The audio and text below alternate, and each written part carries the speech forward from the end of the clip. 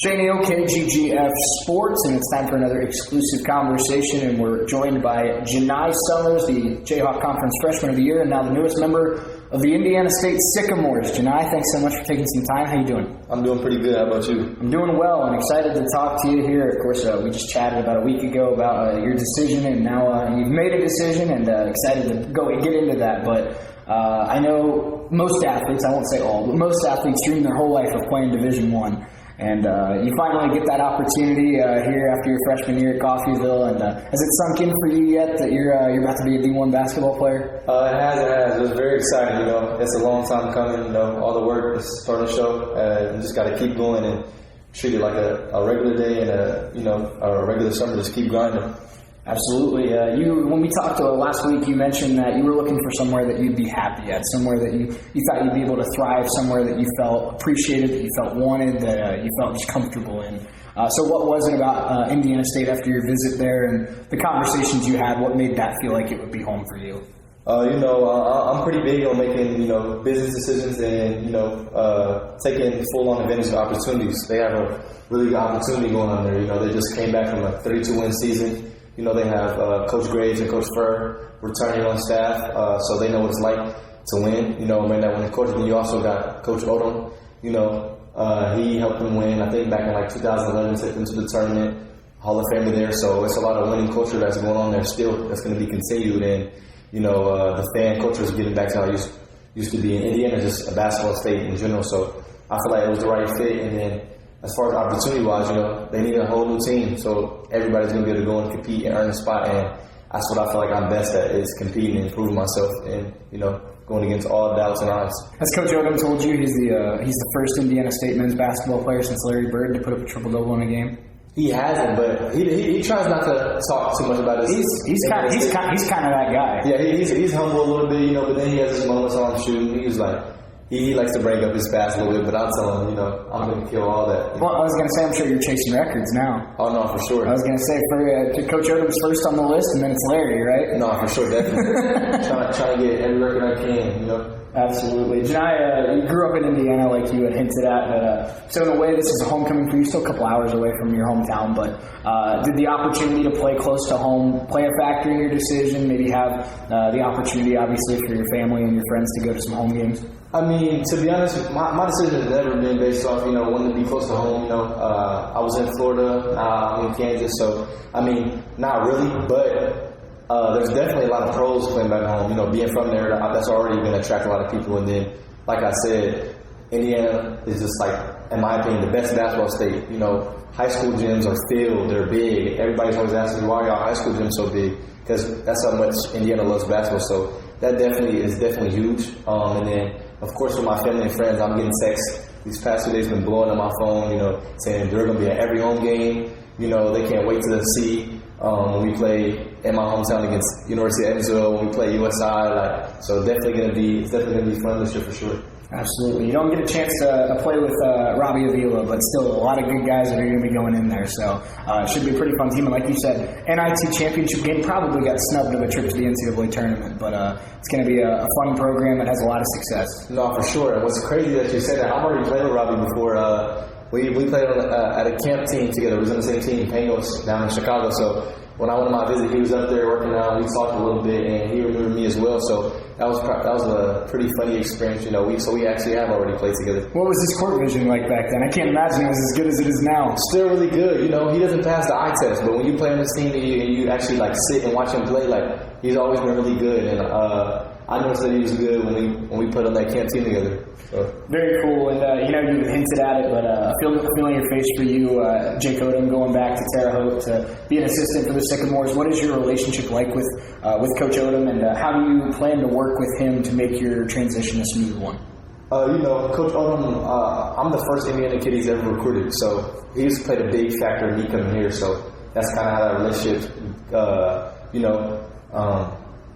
took off. He actually came to see me in Evansville when he was recruiting me twice.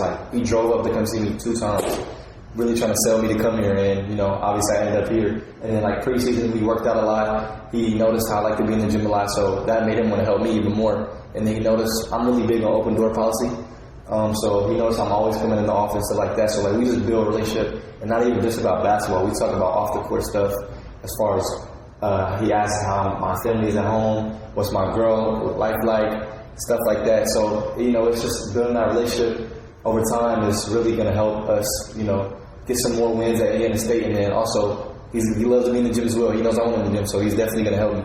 Yeah, and you mentioned, I think that's just so important to college basketball, especially nowadays, where you got to find the balance of being a coach and demanding that level of play on the court and being a leader of a basketball team, but at the same time, in 2024, you have to also be able to be an available person emotionally and be able to relate to your guys, be able to relate to your players, and be able to have that off the court relationship as well, like you said.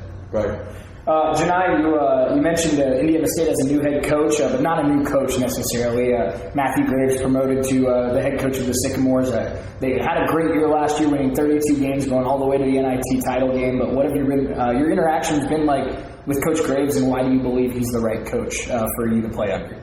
Coach Graves is an awesome dude. Personality is great. Just not even talking about basketball terms, like off the court. I was already comfortable with him talking about things.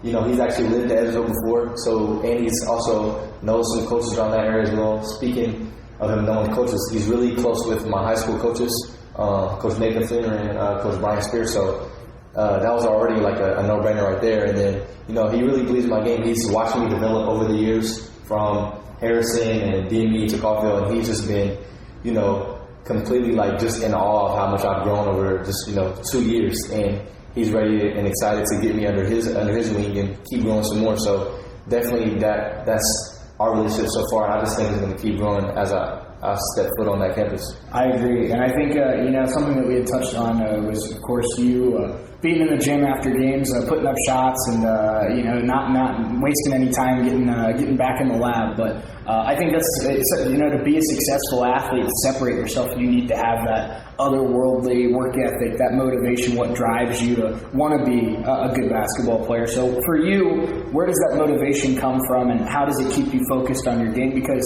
there's not a lot of players that put in the time that you did. Really, for starters, it comes from my favorite player all the time is Kobe Bryant. You just hear stories about Kobe and how you're always in the gym, that mentality, and that just sticks out to me. I want to be heard and recognized, as I continue further on my career. I want that to be something that people always talk about, and I can teach, the youth, you know what I mean? So I feel like that's important, but really, ultimately, it comes from, just being slept on, being under recruited in high school, people not thinking I can do certain things and be the type of player that I'm becoming today. So that's really what motivates me. I love beating the odds. I love proving all the doubters wrong. That's really what motivates me. So, that's what has carried a chip on my shoulder. I never thought I was going to be a JUCO player. And now, if you would ask me, as a sophomore, am I going to go JUCO, I would have looked at you kind of funny. So I'm kind of, still holding myself accountable to keep going. And I'm still proving people wrong. People thought I was going to be just a Division II basketball player and not even able to play in this conference. So, that's what motivates me, just all the doubters and just honestly the success behind it. I love seeing results. That's why I'm always in the gym. Results are amazing. Yeah, and Jahni, I know one of the big things for freshmen, obviously, is just getting experience on the court. But there was a switch that seemed to flip for you late in the first semester, right before the winter break, and then it continued into the second semester, where you were a key player on this team all season long, but you were going from averaging 10, 11 points a game to averaging 20 after the break, and being an all-league team, the only freshman to make an all-league team in the Jayhawk Conference. So what was it, like a specific practice or a specific night for you where something was like, oh, this makes sense now, and you played more freely, I guess, or was it just the getting court experience? What was it that kind of switched for you and allowed you to become one of the best players in the league? I definitely say I had an adjustment period for sure. Just getting used to things, just getting used to Coach Herc's style and what he really wanted from me. That's what I was trying to figure out. And then when I went home, I had a lot of downtime to myself and looked a little reality check, look in the mirror. And I noticed I wasn't playing my best basketball. I know my work that I was putting in wasn't translating. So really, it was just like a reset. I really needed that reset going home and getting in the gym while I was home, getting up a lot of shots because my shot was not falling how I wanted to that first semester. And, as soon as we got back from break, I just wanted to lock in and be more tuned in practice and just, trying to get my mind right. It was really more of a confidence thing. My ability to do it was there. I just had to use my full confidence, knowing and believing in myself, and then just gaining that trust from Coach Hart and Coach Odom just helped expand my game that second semester. And I knew I had a goal to get out in 1 year, so I just knew I had to, meet that goal, and I actually surpassed it. So that's really what it was, Absolutely. Jahni Summers, good enough to join us here on KGGF. A couple more things for you. In high school, a lot of the time, I know you played in Indiana, so maybe it's a little different, but a lot of the time, if you play college basketball, you were just that guy on your high school team. You were the guy that was putting up 20 points a night, got the ball with the game on the line, and when you get to college, that changes a little bit. You were playing with guys like Chris Carroll, like Brian Griffith, like CJ Smith, guys on this team that were good basketball players, where if it was a close game late, you didn't know if it was going to be you or Brian or Chris. We didn't know who was going to get the shot. So what was that adjustment period like, where you go from a guy that's really, the number one option undisputably, to a guy that's sharing touches and sharing plays drawn up for them? It was definitely, so I had a little bit of that experience early on at DME. Everybody on my team at DME was coming in from being the best players. A couple guys were already looked at from Division I schools outside of high school. So I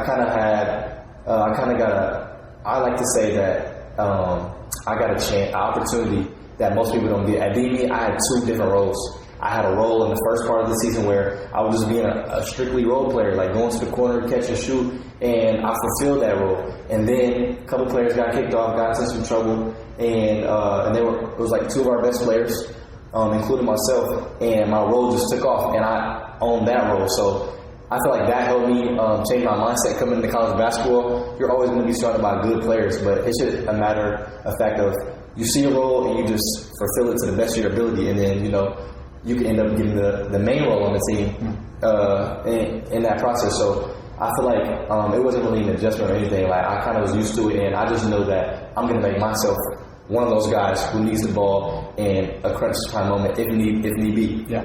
Well, and I remember you did that well at Coffeyville, where there was that game against Dodge City where Chris Carroll had played after being sick all week. I still can't believe how well he played in that game. But had 36 points, 17 rebounds, something like that. And you could tell from early on in that game it was Chris's night. And you were going off into the corner. You were going to be ready if Chris needed to kick it to you. But you also were like, oh, it's Chris's night. Let Chris, be Chris. And I think that you're going to have no problem doing that at Indiana State too, where it's like, if I need to be the guy tonight, if I need to score, I'm ready. And if somebody else is scoring, I'll sit here and be ready when they need me.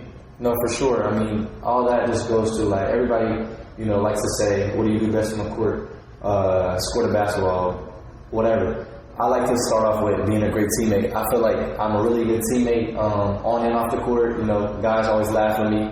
I always laugh at them. And I feel like that's what helps build that trust on the court. I want all my teammates to win before me and after me. So I feel like them winning is going to help me win. So if I see someone tonight, I'm going to keep getting the ball. I'm going to tell them to keep attacking a liability on that who can't guard on that defense. So I feel like that's my best thing that I bring to a team, just being a great teammate. I want to see all my teammates win, whether it's on defense, offense, or even the guys who don't get in that much. So I'm trying to cheer everybody up and just create that winning mentality however I can. Well, there's been a lot of good basketball players in Coffeyville, guys that have won national championships, guys that have gone D1, guys that have left quite the legacy here, including the guy on Coach Erkelman's door, the guy that just played point guard for K-State this year. So a lot of competition, but you definitely left your legacy. KJCCC Freshman of the Year, the only freshman on an all-league team. That's got to be pretty cool for you, obviously. Sure. 9 other sophomores, and then I believe they did 10 on each team, right? So it's right. 19 sophomores, and you're the only freshman. That's pretty awesome for how good the Jayhawk Conference is, because there's a lot of dang good sophomores in this league. Oh, for sure. But I'm curious, with your last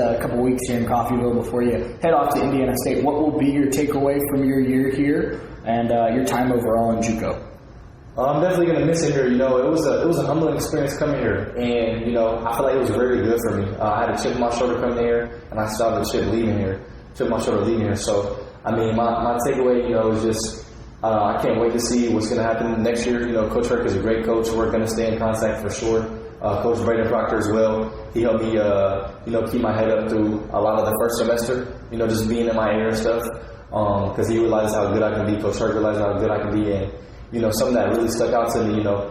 Coach Herc doesn't really give compliments that much, but you know he comes from a good place, you know, and it comes from his heart. So when I told him that I was committed to Indiana State, that's the biggest smile I've ever seen him say. He was so excited for me and stuff like that. So really just, you know, the culture around here, like it's not, you don't find a lot of winning culture and, you know, people outside of Coffeyville that's in Coffeyville that want to be invested in this basketball program. So that's what I'm definitely taking away from, you know, being here in just this short time. And then from JUCO as a whole, what I'm taking away is just the experience being able to call yourself a JUCO product. Like it really holds weight as you keep going in your basketball career. Like I see all over the place what type of JUCO players, what they're doing now, and it just means a lot that I get to be a part of that process. And you know, I feel like, you know, being a JUCO player, I can confidently say like it don't get no better than us. So that's what I'm taking away from JUCO basketball. It's definitely a good place for people, you know, who need to get their feet wet, and you know, that's what I think I'm taking away from JUCO basketball. Absolutely. I'm glad you said that about Coach Herc, because I think that's one of the best things about him is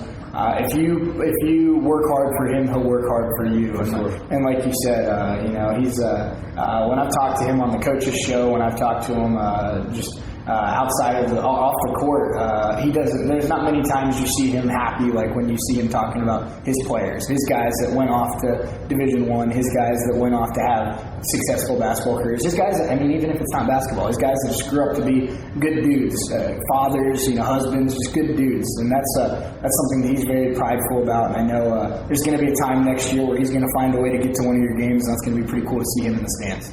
Oh no, for sure. Yeah, we've talked about it for sure, and I'm going to be, you know, watching their games as well. You know, I've been helping get some recruits in here, and you know, so I can, because I know Coach Herc wants to win, so definitely been talking about that for sure. Yeah, hopefully get to a game. That would be super exciting. Definitely have to put on one for sure. Absolutely. Jahni, last thing I have for you, appreciate you joining us here, but I feel like the most successful people are those who are constantly challenging themselves with goals. And I remember when you committed, there was a video that came with it where before your freshman year had started, you said, my goal is I only see myself being here for a year and then going off to a D1. And you did it. You accomplished that goal. You did what you set out to do. So what are the next goals for you, and what can people expect to see from you at Indiana State?